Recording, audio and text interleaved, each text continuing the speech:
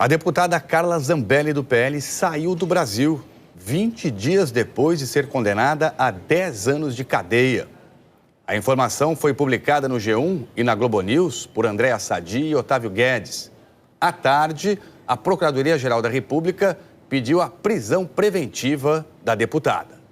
Hoje de manhã, Carla Zambelli publicou um vídeo nas redes sociais dizendo que irá para a Europa porque tem cidadania europeia.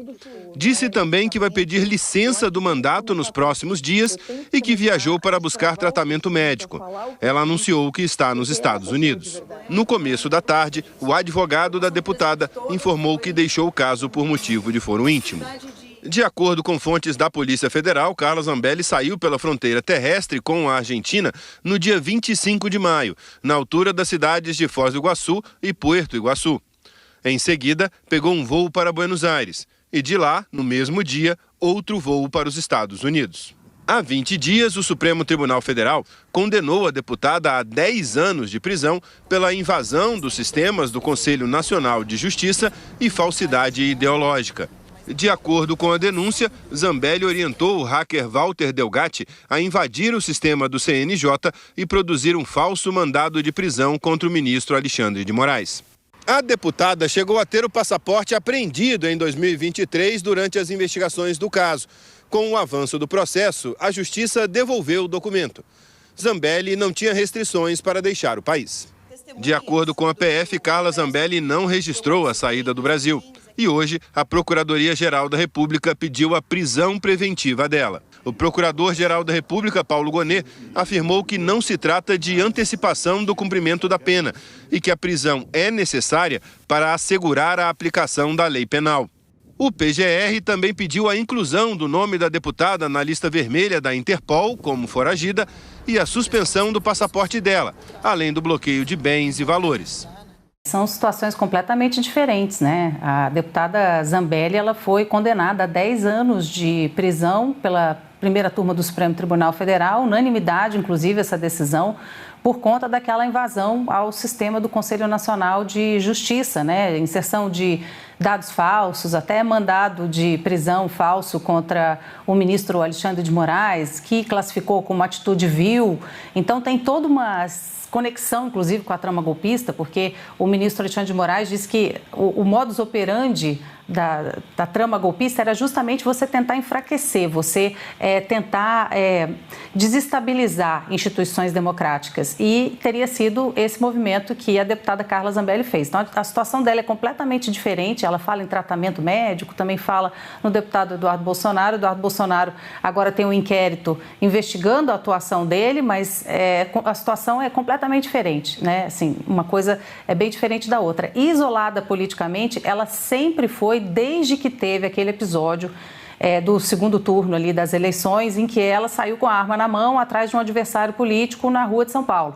E isso, ela está na longa lista de ex-amigos, né? Ex-aliados do ex-presidente Bolsonaro, porque o próprio Bolsonaro disse que ela atrapalhou a reeleição dele, né? Que esse episódio acabou atrapalhando o meio de campo dele ali para conseguir se reeleger. Então, desde então, ela está rifada. Inclusive, tem alguns bolsonaristas que ficam até aliviados com a saída dela, outros que acham que não, que ela chama mais ainda a atenção para ela e que, na verdade, ela está fugindo de ser presa, né? Que essa movimentação dela é nesse sentido.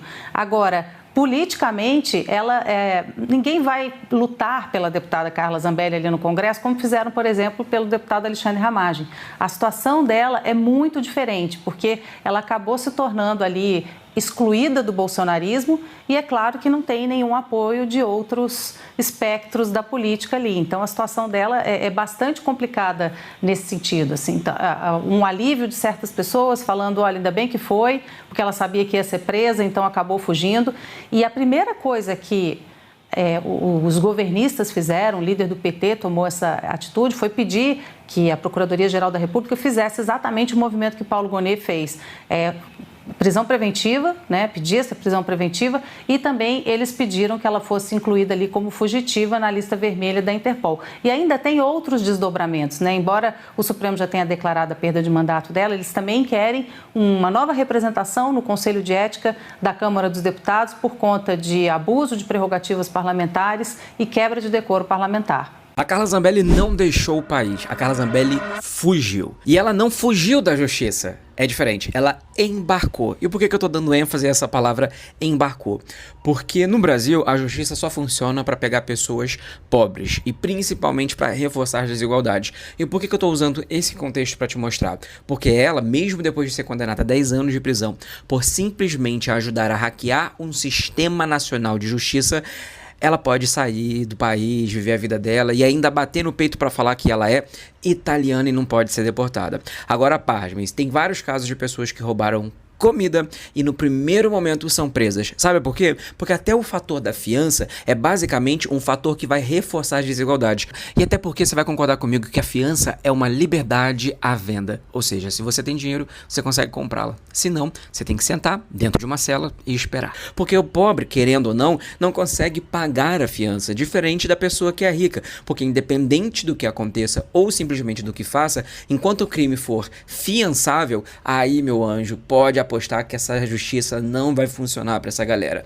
Tal qual a Carla Zambelli, tal qual vários outros que têm, além de dinheiro, foro privilegiado e várias outras questões, os brasileiros com maior poder aquisitivo gozam de uma liberdade que eu e você, pessoas normais, não temos. E sabe o que isso mostra pra gente? Que, mais uma vez, quem tem dinheiro manda e quem não tem nem somente obedece, mas sofre com o peso dessa organização social. A justiça pode até ser cega, como diziam algumas pessoas, mas a cegueira dela é seletiva. É uma cegueira que fecha os olhos para vários casos como esse da Carla Zambelli e tantos outros aí que a gente consegue observar, mas tá lá de plantão para pegar as pessoas pobres, marginalizadas e para tirá-las da sociedade. E o exemplo tá aí de vários casos que acontecem todos os dias de pessoas que são jogadas dentro de uma cela para ser esquecida lá dentro, inclusive para ter a primeira audiência de custódia. Agora a Carla Zambelli não. Ela saiu do país, sem tornozeleira, sem algema, sem plantão policial no aeroporto e garanto que saiu com todo o conforto que eu e você jamais teríamos.